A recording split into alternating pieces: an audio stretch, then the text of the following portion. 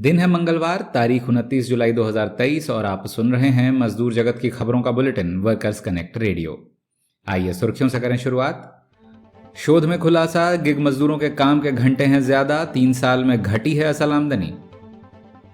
उत्तर प्रदेश के नोएडा में फिर हादसा, प्रेशर पाइप फटने से 2 मजदूरों की मौत, एक बुरी तरह से घायल। तमिलनाडु के प्रवासी मजदूर की सिंगापुर में बड़ी जीत, कोर्ट ने लचर स्वास्थ्य एवं सुरक्षा मानकों के लिए कंपनी पर लगाया जुर्माना। संयुक्त राज्य अमेरिका में रेस्तरां चेन चलाने वाली कंपनी चिपोले मैक्सिकन ग्रिल पर बाल श्रम के 800 से भी अधिक अभियोग। और वियतनाम में अवैध छंटनी के खिलाफ गारमेंट मजदूरों ने खोला मोर्चा। अब खबरें तफसील से। National council of applied economic research यानी NCAER की हालिया रिपोर्ट से पता चला है कि मुल्क में गिग मजदूरों की हालत बदतर होती जा रही है। रिपोर्ट में उजागर हुआ है कि 18 से 35 साल के समान आयु वर्ग में काम करने वाले गिग मजदूरों के काम के घंटे 23% तक ज्यादा हैं, जबकि उनकी कमाई अन्य मजदूरों के मुकाबले 8% कम है। साथ ही पिछले 3 सालों में गिग मजदूरों की असल कमाई में 11% की गिरावट भी आई है। ईंधन और जरूरी सामान के बढ़ते दाम के कारण ज्यादातर गिग मजदूर पारिवारिक जरूरतों को पूरा कर पाने में खुद को असमर्थ पा रहे हैं।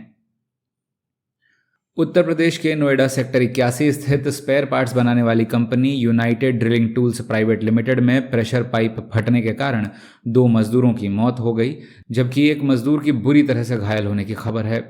मृतकों की पहचान 45 वर्षीय मनोज कुमार सिंह और 60 वर्षीय ईश्वर दत्त शर्मा के रूप में हुई है। घायल मजदूर राजवीर सिंह का इलाज स्थानीय अस्पताल में चल रहा है। राज्य में फैक्ट्री दुर्घटनाओं की संख्या में वृद्धि को देखते हुए ट्रेड यूनियन मांग कर रहे हैं कि सरकार फैक्ट्रियों का समुचित निरीक्षण करे। तमिलनाडु के निर्माण मजदूर रामलिंगम मुरुगन ने सिंगापुर की अदालत में जीत दर्ज की है।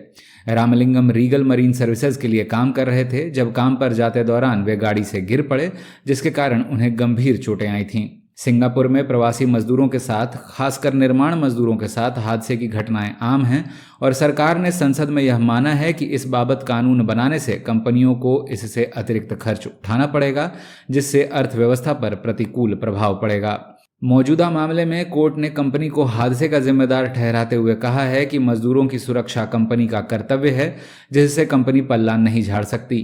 कोर्ट ने कहा कि कंपनी ने जानबूझकर गाड़ी की क्षमता से अधिक मजदूरों को गाड़ी में बिठाया, जिसके कारण यह हादसा हुआ। इस फैसले के बाद से प्रवासी मजदूरों द्वारा अन्य मामलों में याचिका दायर किए जाने के कयास लगाए जा रहे हैं। चलते हैं अंतर्राष्ट्रीय खबरों की ओर। पहली खबर संयुक्त राज्य अमेरिका से, जहां वॉशिंगटन DC राज्य ने चिपोले मैक्सिकन ग्रिल को पिछले 3 सालों में कम से कम 800 बार बाल श्रम कानूनों के उल्लंघन का दोषी पाया है। फास्ट फूड दिग्गज ने 18 साल से कम उम्र के बच्चों को रात 10 बजे के बाद काम कराने, एक ही दिन में 8 घंटे से अधिक काम कराने, एक सप्ताह में 48 घंटे से अधिक काम कराने या लगातार 6 दिनों से अधिक काम कराने का दोषी पाया है। मामले का निपटारा करने के लिए अब कंपनी ने $3,22,000 का भुगतान करने और कानून सम्मत नई कार्यनीति बनाने पर सहमति व्यक्त की है। इससे पहले न्यूयॉर्क राज्य में भी कंपनी पर ऐसे ही आरोप लगे थे, जिसमें कंपनी ने $20 मिलियन का हर्जाना भरा था।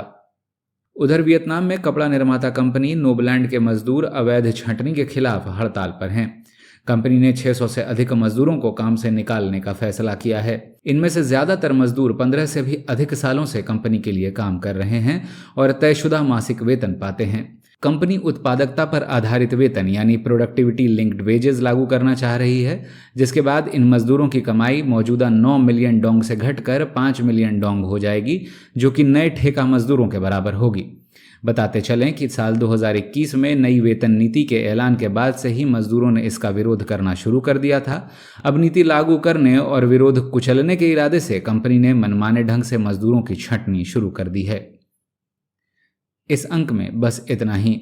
देश विदेश की ताज़ा तरीन खबरों के साथ शुक्रवार को फिर होती है मुलाकात। तब तक के लिए दें इजाज़त।